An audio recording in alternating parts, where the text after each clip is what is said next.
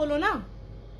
जैसे ही कोरोना के केस बढ़ते हैं आपके विज्ञापन बढ़ जाते हैं, बेड्स की बात हुई केस बढ़ गए, ठीक होने की बात होती है तो आप कहते हो मीडिया दिखाती नहीं है, होम क्वारंटाइन करा रहे हो। मतलब आप कर क्या रहे हो? आपको समझ भी आ रहा है आप क्या कर रहे हो? आप कोरोना को चैलेंज कर रहे हो क्या? आप कहते हो जी हमने 5000 बेड बना दिए, उसी दिन जो है भगवान कहता है लो जी और पेशेंट ले लो। तो आप किस किस को चैलेंज करोगे? भाई साहब अपने कर्म सुधारो। अब आप बहुत होगी आपकी ढकोसलेबाजी, बहुत ठग लिया आपने दिल्ली वालों को। क्या समझते हो आप कि दिल्ली वाले बेवकूफ हैं, उन्हें कुछ समझ नहीं आता? सर जी सबको सब समझ आता है। इसी जनता ने आपको जिताया है, तीसरी बार बने हो ना आप सीएम, तो ये आपकी जनता के प्रति है, ये आंसरेबिलिटी है आपकी। औरों पे उंगलियां उठाने में तो आप बड़ी जल्दी आ जाते हो। इसलिए भाई साहब मेरा आपसे निवेदन है, और जनता की तरफ से भी, एटलीस्ट मेरे क्षेत्र की जनता की तरफ से, कि पानी दो, बिजली दो, बिल माफ करो, स्कूल की फीस माफ करो। अब तो सुनने में आया कि स्कूल भी खुलने वाले हैं शायद जुलाई में, सिर्फ फीस लेने के चक्कर में। एक हफ्ता खुलेंगे, कहेंगे जी हमसे नहीं हो रहा, बच्चों को खतरा है, एक हफ्ते के मारे आपको फीस देनी पड़ेगी 3 महीने की, 6 महीने की। तो भाई साहब इतनी दिल्ली की जनता बेवकूफ नहीं। हम समझ रहे हैं कि आपको जिता दिया तो कुछ हद तक तो हम लोग हैं, थोड़े से दिमाग से शायद हम कम है, लेकिन इतने कम नहीं है जो आपके ढकोसले नहीं समझेंगे भाई साहब।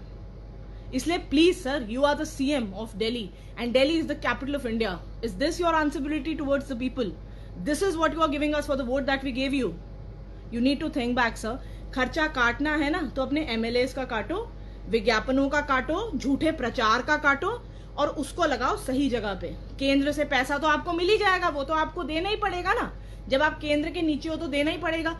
पर याद करो आप तो स्टेटहुड की बातें कर रहे थे, आप तो प्रशासन के, जो केंद्र के हर प्रशासन के ऊपर आप सवाल उठाते हो। आप तो पुलिस वालों से भी कंपीट नहीं कर पाए भाई साहब। पुलिस ने चाहे कैसे भी कर्म करे होंगे, लेकिन जो सेवा उन्होंने कोरोना काल में करी है, मैं कहती हूं कि भगवान के बाद डॉक्टर जरूर होंगे, लेकिन अगर पुलिस अपनी ड्यूटी पे सक्षम नहीं होती तो वो नहीं होता। आपने क्या किया भाई साहब? आपकी शक्ल नहीं दिखी, आपके किसी एमएलए की शक्ल नहीं दिखी, सिर्फ झूठ झूठ और झूठ, सिर्फ झूठा प्रचार। इसलिए अब बस करो और दिल्ली को बख्शो। हो सके तो रिजाइन कर दो अपनी पोस्ट से, और नहीं कर सकते ना तो पैसा सही जगह लगाओ। बहुत सैलरी है आपके प्रशासन की भी, अगर 1 महीने 2 महीनों में सैलरी नहीं मिलेगी तो उन्हें कुछ हो नहीं जाएगा, बाद में कर लेंगे घोटाले वो भी आपके साथ। और आपके एमएलए की सैलरी कटवा दीजिए भाई साहब, बहुत पैसा आ जाएगा आपके पास। मेरी बात से आप लोग सहमत हो तो इस वीडियो को आगे शेयर करना, और ये याद रखना कि इस बार गलती कर दी है, अगली बार की तैयारी कर लो। अब तो इन्होंने वो लोग तो प्रवासी के नाम पे निकाल दिए दिल्ली से जिन्होंने इनको जिताया था। अब दूसरा वोट बैंक तैयार हो रहा है, और वो वोट बैंक का तो मैं नाम भी नहीं लेना चाहती। इसलिए मेरे दिल्ली वासियों से हाथ जोड़ के निवेदन है कि मेरे वीडियोस को पब्लिसिटी स्टंट ना समझें।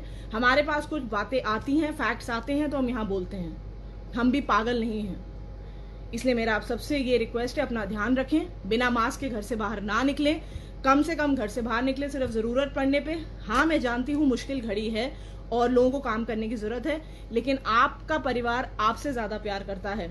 पैसा आ जाएगा नहीं आएगा वो देखा जाएगा, लेकिन जिंदगी दोबारा नहीं मिलेगी, और एटलीस्ट दिल्ली के लोगों के लिए कोई मसीहा नहीं है।